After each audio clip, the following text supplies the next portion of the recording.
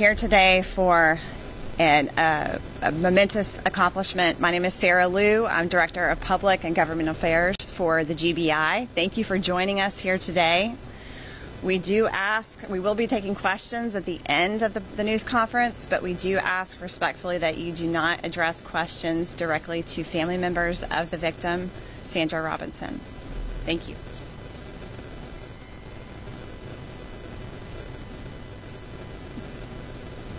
Good morning. My name is Jessica Hamilton. I am the Special Agent in charge of the Region 4 office. We are here today to announce the arrest of Willie James Jr. for the murder of Sandra Robinson. But before I discuss this case, I want to introduce you to Sandra. We have photos here. She was known as a loving daughter, sister, and devoted mother to 4 children. She was a longtime member of the Douglas community and a member of the Macedonia Baptist Church, where she loved to sing. She was known for being family-oriented, a people person, and a hard worker. On March 17, 2010, the Douglas Police Department requested the GBI Region 4 office after they received a 911 call at the prepaid superstore doors were locked, but during business hours. Sandra's boyfriend came to the store to pick Sandra up that day. He called 911 when he couldn't reach her, and the store doors were locked. Law enforcement eventually was able to gain access to the store and found Sandra stabbed and killed in the back of the store. Through the years, the agents and investigators, both past and present, conducted numerous interviews, collected evidence, did neighborhood canvasses, reviewed surveillance footage from the area, and continued to reevaluate items of evidence for potential new leads. While this case may have been deemed cold, it was never forgotten. Eventually, the GBI's cold case unit received a request and an in-depth review of the case occurred. The GBI's cold case unit, along with Region 4 agents and local investigators, came up with an investigative strategy that eventually led to agents being able to tie Willie James to the crime scene through conclusive forensic evidence. James was a known associate of Sandra and was also known to frequent the store. Agents were able to obtain arrest warrants for Willie James Jr. for malice murder, felony murder, and aggravated assault. James was arrested by the GBI on March 2, 2026 in Valdosta, Georgia, with the assistance of the Valdosta Police Department and the Lowndes County Sheriff's Office. After his arrest, James was booked into Coffee County Jail, where he remains. The resolution of this case should serve as a powerful reminder to families still waiting for answers in cold cases that time does not diminish investigators' commitment. Even in some of the most difficult and long-lasting cases, investigators continue to review evidence, continue to follow leads, and use advancing technology to pursue answers. While no outcome can erase years of unanswered questions and loss, each solved case should renew hope that persistence matters and justice remains possible. The next speaker is going to be Special Agent in Charge, Brian Whitby. Thank you very much. Again, my name is Brian Whitby. I'm the Special Agent in Charge of the GBI Office of Special Investigations, the Cold Case Unit. I want to give you a brief background on the Cold Case Unit. In 2023, the Georgia Legislature and Governor Kemp signed into law the Coleman-Baker Act, which had a big impact on today in bringing us here. They not only created the Coleman-Baker Act, where it allows family members of victims of unsolved cases to be able to request a reinvestigation, a relook at that particular case. And not only did the legislature and Governor Kemp sign Coleman-Baker Act into law, but they fully funded the GBI's cold case unit. And then in 2024, Sandra's family applied for the Coleman-Baker Act, and that's when our office, the cold case unit, became involved with our Douglas Region 4 Investigative Office, local police department here in Douglas. So I like to say, we refer to it as a cold case unit, but these cases are never really cold. They're just unsolved for a little while. Sometimes they take 5 years, 10 years, 16 years in this case, but investigators locally, the GBI local office and the cold case unit, we're always looking at these and trying to come to a resolution.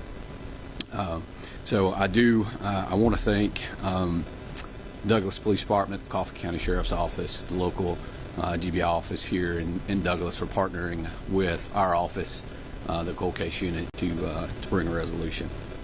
All right. And the next person we have is District Attorney Marilyn Bennett. Good morning. My name is Marilyn Bennett. I'm the District Attorney for the Waycross Judicial Circuit, and we serve Coffee County. This week's arrest marks a pivotal moment in the many years of investigation to the death of Ms. Sandra Robinson, and our office looks forward to working with all of our law enforcement partners, the GBI, Douglas Police Department, Coffee County Sheriff's Office, to bring closure to Ms. Robinson's family and the community in accordance with the law. As this case is an open investigation, our office will be unable to make any further comments until we have closure in the courtroom.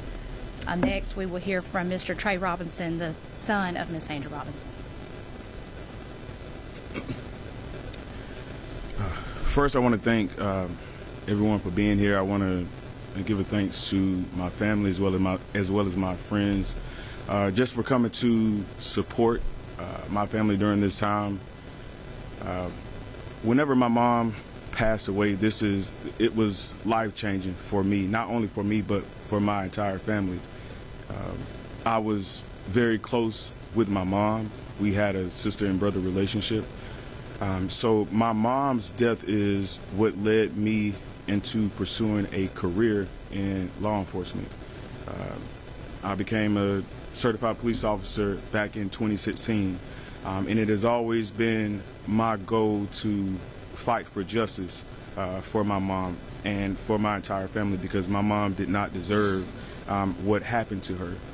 So again, ever since then, like I've fought and I've fought and I've fought for her justice, and I'm glad that today I'm able to stand here. I thought I was going to be emotional. It's a somber moment for me. I'm just glad that I'm just able to stand here and talk in this very moment that an arrest has been made in my mom's case. I want to give thanks to everyone that played a part in my mom's investigation. Again, the Douglas Police Department, Coffee County Sheriff's Office, and the GBI. I want to thank Agent Holland. He's been in consistent contact with me, and I definitely appreciate him. I remember having a conversation with him and about my mom's case when I first sent in the request to reopen my mom's investigation, and I prayed. And one of my prayers was for God to lead everyone that had any type of part in this investigation, to lead them to the information that they needed to help solve this case. I'm not gonna lie, it kind of, just being here today, it kind of brings back like a lot of memories. It kind of opens up wounds, but I can say it's like a breath of fresh air now that the person responsible for my mom's murder has been arrested. So I said to myself, like, I was not going to go another year without knowing who did this to my mom. And so for an arrest to be made 16 days before her anniversary date, which is on March the 17th, that is amazing to me, and I feel as though that is a divine moment. I know that it doesn't stop from here. There's still work to do, but at least the person that's responsible for taking my mom's life is in custody. And again, I just want to thank everybody, even along the years, for giving me encouraging words, encouraging my family, even support from my law enforcement family as well is greatly appreciated. Thank you. We will take questions now. Yes, ma'am.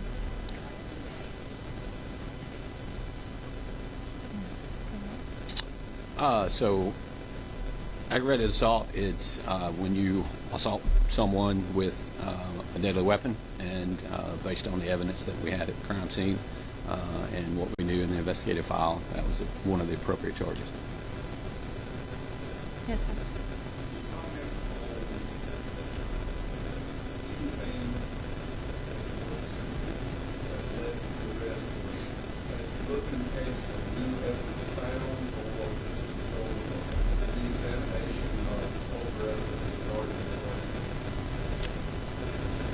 we can't get into specifically what the evidence is, but we were going through and re-examining evidence, so we were able to tie him to the scene through forensic evidence.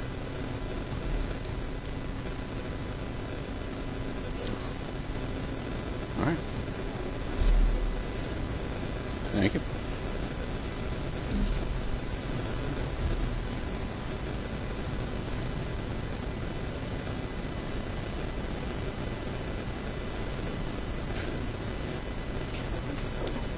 Yep.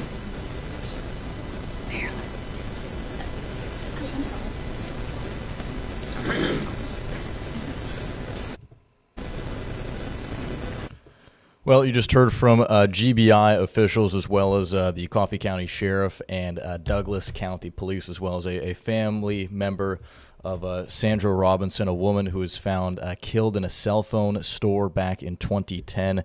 Again, GBI just announced that they have made an arrest in that cold case, and we're just able to get the man's mugshot. You can see it on your screen now. James Willie Jr., who's facing multiple charges, including murder, malice murder, and aggravated assault. Just for a little bit more background, again, we said Sandra Robinson, who was 32 at the time, was discovered murdered back in March 2010 inside of the prepaid superstore in Douglas, Georgia.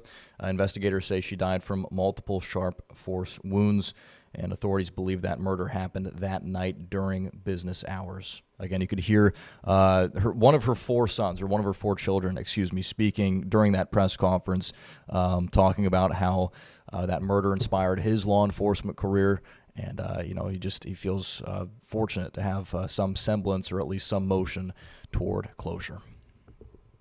With that, we are going to continue with our top stories for the day here on WTOC Plus. First off, we start with this happening overnight. All lanes are back open after a motorcycle crash on West Durin Avenue. This was the scene last night near Durin and White Bluff Road. The crash closed the road for a short time. Savannah police say the rider was injured, but those injuries do not appear to be life-threatening. Well, it's been 5 days now since Iran's supreme leader was killed by joint U.S. and Israeli military strikes. Defense Department officials say hundreds of Iranian targets have been hit in those 5 days since the operation began. But Iran is also striking back with drone attacks on U.S. targets in the Middle East. Yesterday, the Pentagon identified some of the American troops killed by Iranian strikes over the weekend. CBS's Bradley Blackburn has the latest. The Pentagon says nearly 2,000 targets have been hit since the U.S. and Israel launched strikes against Iran. Only the United States of America could lead this, only us.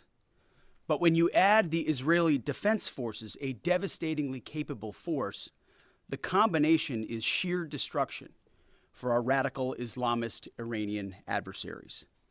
They are toast, and they know it. Iran also continues to retaliate with a drone strike near the U.S. consulate in Dubai. Sources tell CBS News that CIA sites were hit in Iraq and Saudi Arabia. This as the Pentagon released the names and pictures of 4 of the 6 U.S. service members killed over the weekend by an Iranian strike in Kuwait, including 20-year-old Sergeant Declan Cody of Iowa. Declan had been sending us updates every 1 to 2 hours.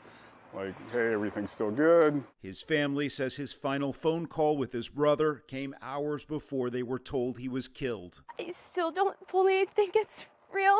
I just really wish I got to tell him I love him one more time. Tuesday, President Trump gave this explanation for his decision to strike Iran while hosting the German chancellor. We were having negotiations with these lunatics, and it was my opinion that they were going to attack first. A new CBS News poll shows a majority of Americans say the White House has not clearly explained its goals in Iran. That sentiment was echoed by congressional Democrats after another briefing yesterday. They do not have an end game. They do not have a justification for getting into it. Multiple world leaders are now pushing for de-escalation in the Middle East. Diplomatic engagement is essential to avoid a wider and deeper conflict.